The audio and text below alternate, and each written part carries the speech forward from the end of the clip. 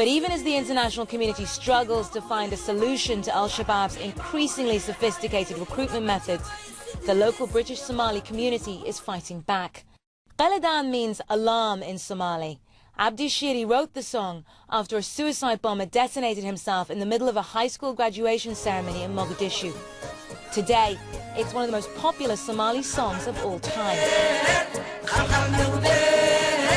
But although it's raised awareness, it's also made him a target. It hurt some people who were not happy, the public, to be told, what was right.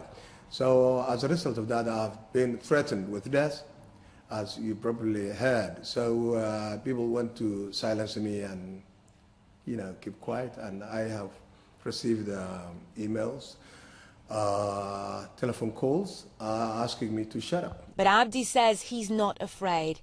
His duty is to show his community that the extremists cannot win. Before we wrote Ghaladan, nobody was able to challenge or say anything against al-Shabaab. And, we believe that song encouraged people to speak up, to rise up and, challenge, al-Shabaab and other people who are actually destroying Somalia. Naim Al-Baghir, CNN, London.